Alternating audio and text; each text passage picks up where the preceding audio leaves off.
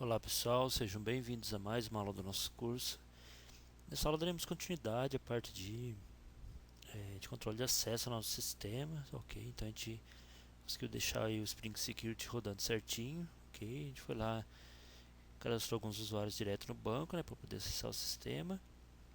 Ok, essa parte aqui do login, a gente está por enquanto com a telinha bem simples, a ideia é fazer funcionar mesmo, né? É, Beleza, acho que a primeira coisa que a gente pode fazer, a gente não tem uma opção aqui se eu quiser sair do sistema, né? Eu quero, sei lá, eu quero sair e entrar com outro usuário, por exemplo. Essa é a parte de logout que a gente não tem, né? Podemos começar fazendo isso. Então eu vou dar um Ctrl Shift R aqui. Vou lá no nosso arquivinho template, ok? Depois do último menu aqui, então vou adicionar mais um P, dois pontos. Menu item.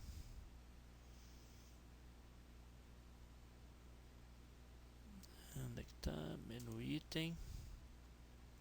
Ok, o value dele vai ser sair. Ok, e aqui eu não vou definir uma URL para ele, eu vou definir uma action, tá? Que vai ser a seguinte. Vou dar um Ctrl Shift R aqui. A gente tem esse Authentication Context, ok? Se a gente olhar que ele é podemos dizer que ele é um bin do Spring, né? Ok?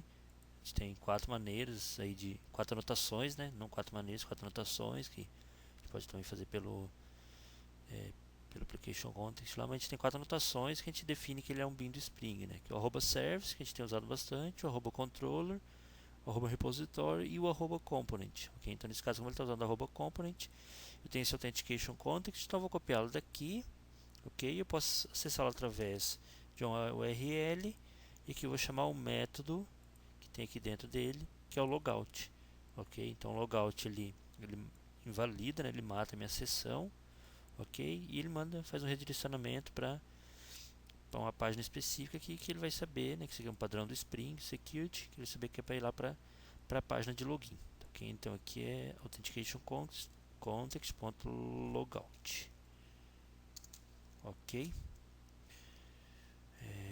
Vamos atualizar aqui nossa página. Caramba.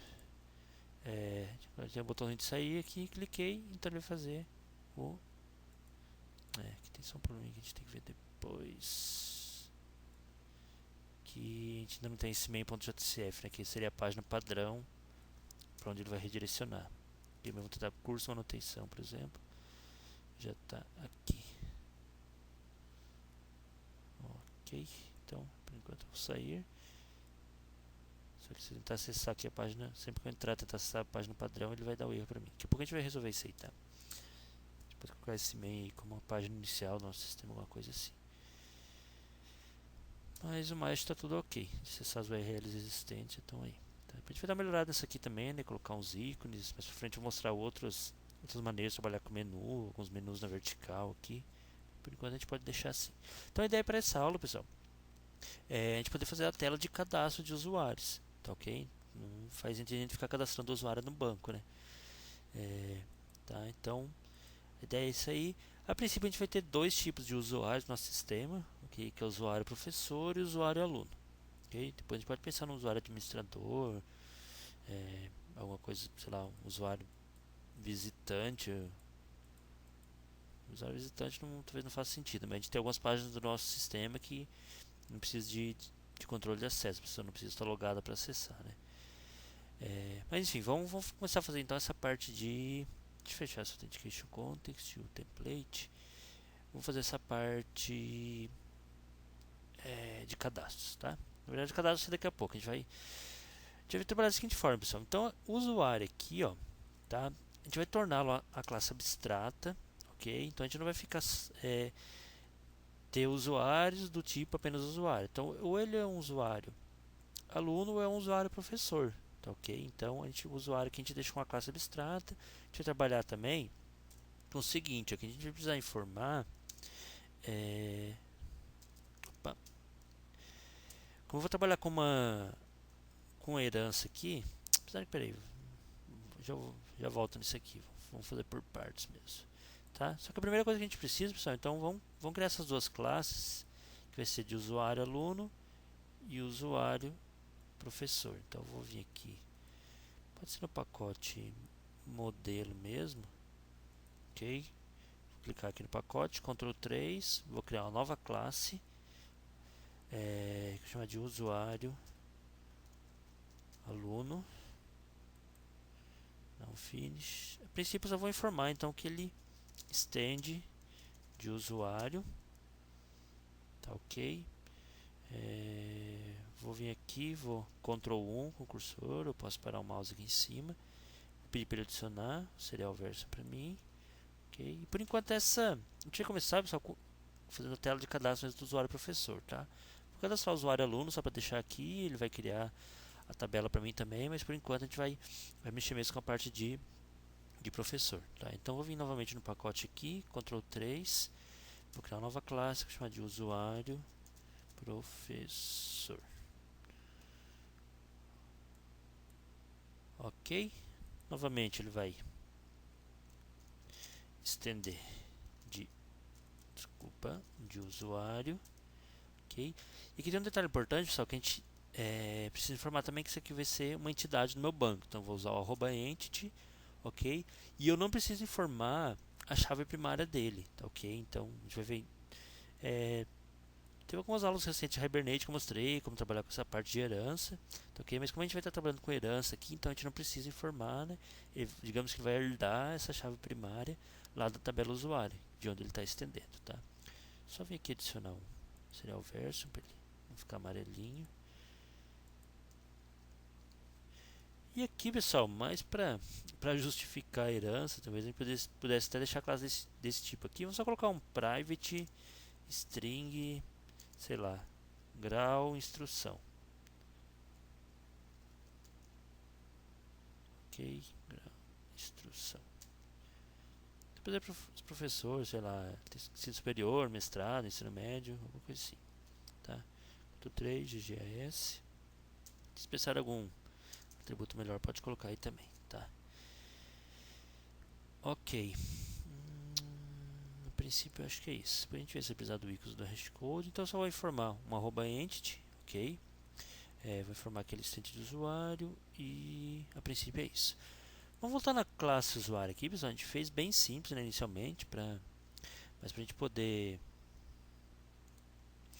ver a parte do Spring Security funcionando mesmo, vou dar uma melhorada nisso aqui, ó. Vamos colocar aqui um private string nome.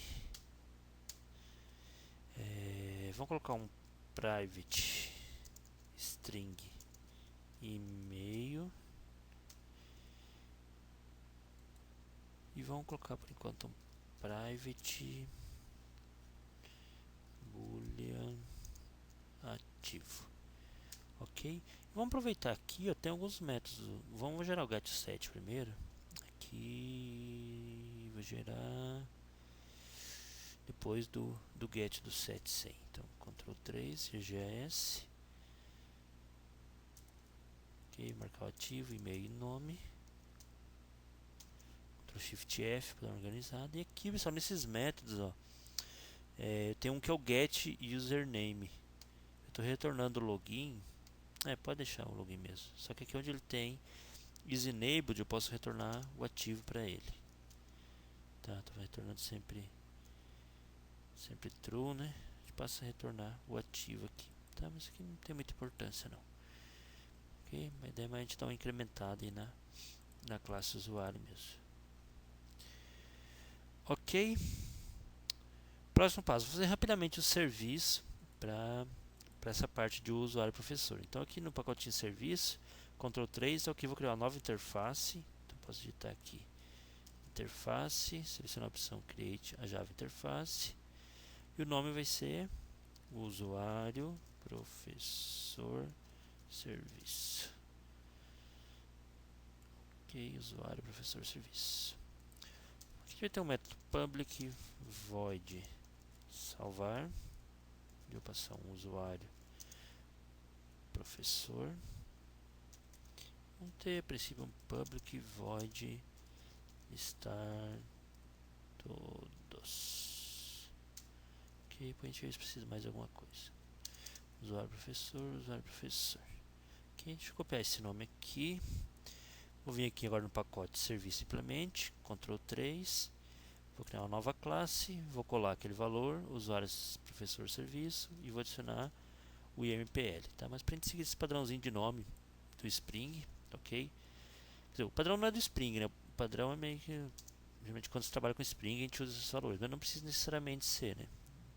Para o Spring funcionar, ele não depende desse padrão de nomes. Deixa eu colar novamente, usuário, professor, serviço, Ctrl / de espaço, para ele importar para mim. Vou parar o cursor aqui, pedir para ele implementar para mim os métodos não implementados. Vamos informar que isso aqui vai ser um bin do Spring, através do @service.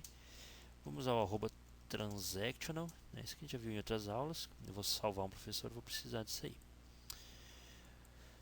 Ok, vamos começar pelo listar todos, que é mais simples, tá? Vou salvar tem algumas coisinhas a mais. Então, listar todos, a gente vai fazer o seguinte: vou dar um return. Vamos declarar um entity manager aqui, então @persistence context private entity manager, ok, vamos retornar um entity manager ponto create. Não lembro se a gente já trabalhou com name de query, já mostrei para vocês. Qual foi o usuário? Não vai ter mesmo.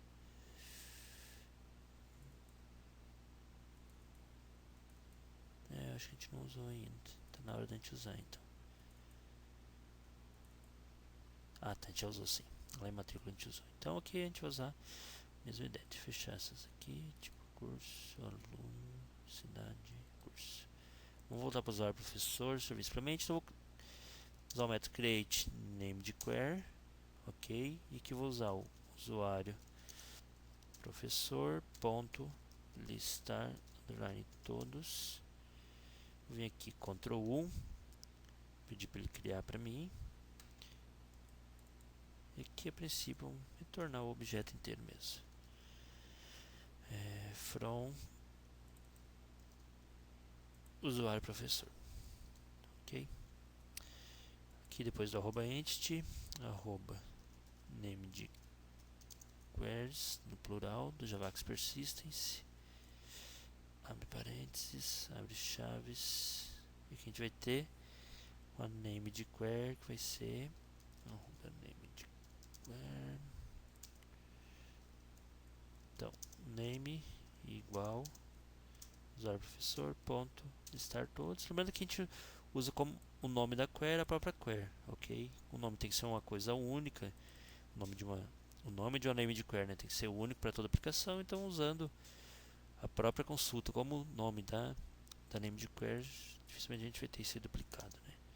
E que tem um outro atributo que é o query, que é a consulta em si. Então, a gente vai usar o mesmo valor. Listar todos. Ok. Vamos voltar lá no nosso serviço. E agora vou ter um ponto get result list.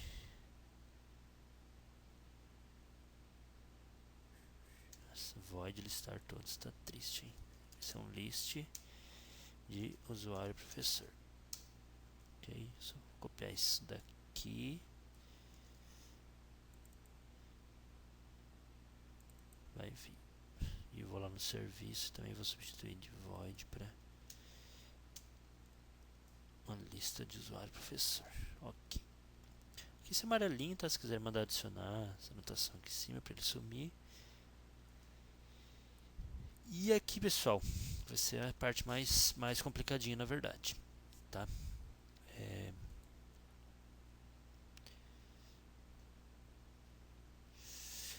Inicialmente, vou fazer o seguinte, ó.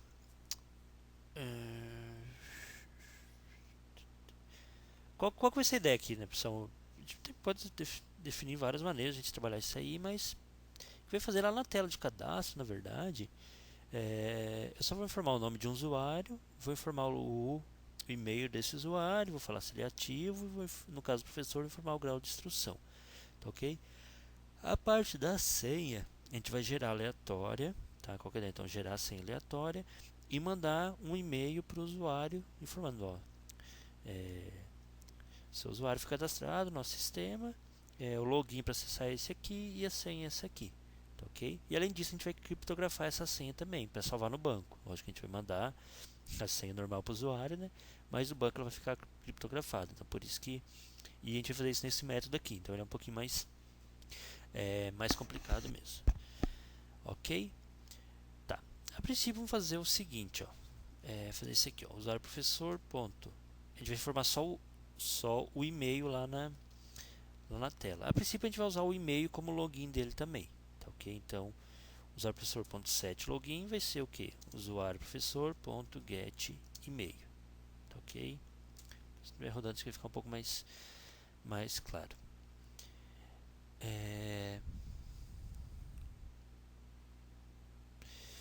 Aqui, pessoal, a gente não vai permitir, a coisa que a gente tem que pensar também, a gente não deixar salvar, né, mais que um usuário com o mesmo e-mail, né, com o mesmo login, senão na hora de acessar vai dar problema com isso aí, né, ok?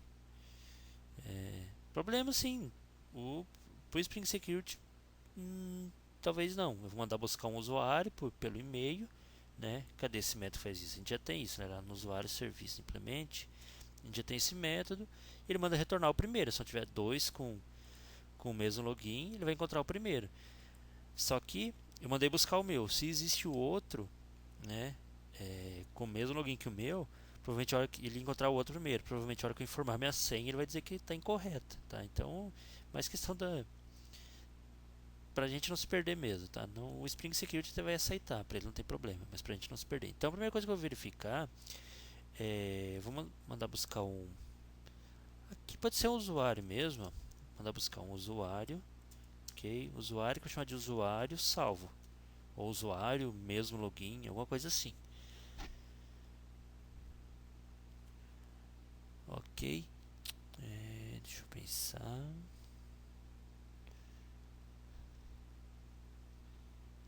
Isso primeiro que a gente vai buscar esse usuário salvo. Usuário salvo igual que a gente vai usar. Aqui pessoal, não sei se já mostrei, mas dentro de um serviço eu posso usar outro serviço também sem problema, tá? A gente vai precisar do serviço de usuário aqui para poder, que é de lá o método que a gente manda buscar um usuário pelo login, né? Então vou ter aqui um private usuário serviço, vamos lá, usuário serviço, ok? Então aqui eu vou fazer usuário serviço ponto obter usuário pelo login. O que a gente vai passar aqui? Tanto faz o login ou o e-mail nesse caso aqui, né? Mas caso a gente mude depois, é legal a gente passar mesmo usuário professor ponto get login, ok? Só que aqui, pessoal, tem outra coisa. Pode ser que já existe um usuário com esse login, só que é o próprio usuário que eu estou salvando. Pode ser que eu esteja editando um usuário, ok? Então aqui a gente vai fazer uma verificação para isso, né? Então o que vai acontecer? Primeiro que a gente vai verificar se realmente encontrou algum usuário, se já existe um usuário com esse login. Então se o usuário for diferente de null, tá? Por quê? A gente olhar esse método aqui, né? Se ele encontrar pelo menos um, ele retorna, né? Se a lista estiver vazia, ele vai retornar null para mim. Ok, se ele encontrar pelo menos um, ele vai retornar o primeiro da lista. Então, eu mando buscar pelo login. Não encontrou nenhum, retornou nulo. Tá, ok? Então, se o usuário for diferente de null, então significa que já existe um usuário.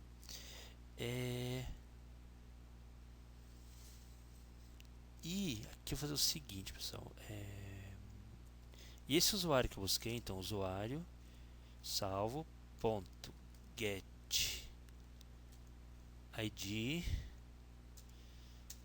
ele não é igual ao meu usuário professor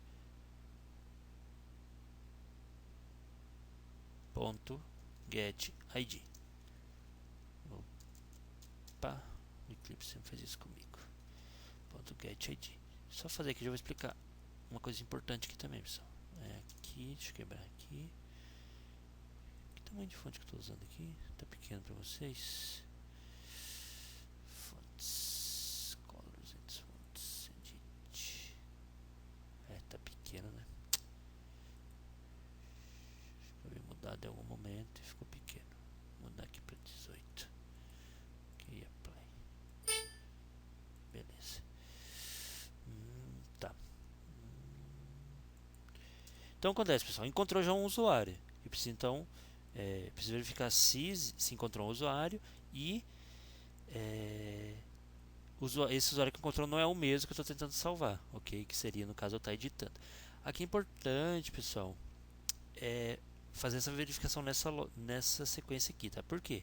Se meu professor não tiver ID aqui, eu vou comparar o ID do usuário salvo, que certamente vai existir, com o usuário professor.getID com null, tá? Como se eu estivesse fazendo isso aqui, ó, se for igual a null. Então, sem problema, isso aqui não vai dar um erro para mim. Porém, se eu inverter, se eu fizer usuário professor.getID .equals usuário salvo.getID, caso isso aqui me retorne null, ok? A hora que eu chamar o ponto equals do meu null, ele vai dar um null pointer except para mim, tá? Então, só colocar nessa ordem aqui. Poderia verificar também se o ID do professor é diferente de nulo, ok? Para saber se eu estou salvando ou não, ok? E você poderia perguntar para mim o seguinte: mas você não poderia só verificar, só buscar caso só fazer essa verificação se já existe usuário, caso eu esteja alterando o professor. Se é a primeira vez que eu estou cadastrando, desculpa, se eu estou cadastrando o professor, se eu estiver alterando não precisa.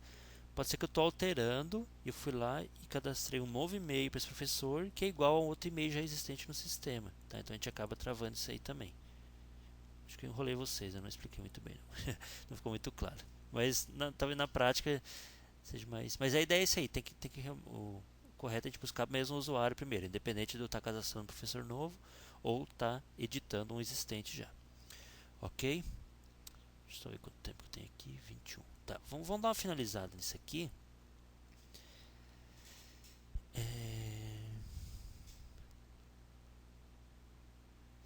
Mas aqui, pessoal, o que vai acontecer? A gente vai fazer.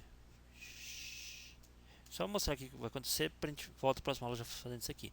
Caso ele encontre, então, estou tentando cadastrar ou editar um professor, um usuário professor, e estou informando um e-mail, né, um login que já existe no sistema. Então, nesse caso, vou lançar uma nova exceção, throw new, e aqui vou criar uma exceção chamada login repetido exception, ok? Com a seguinte mensagem: já existe um usuário cadastrado com este e-mail, no caso, né? Poderia ser o e-mail login, mas para o usuário ele acha que ele está cadastrando um login, desculpa, um e-mail, não um login. E aqui, pessoal, vou parar o cursor aqui, ó. Ele vai pedir para eu criar create class login repeat exception. Vamos ver se ele vai ser esperto de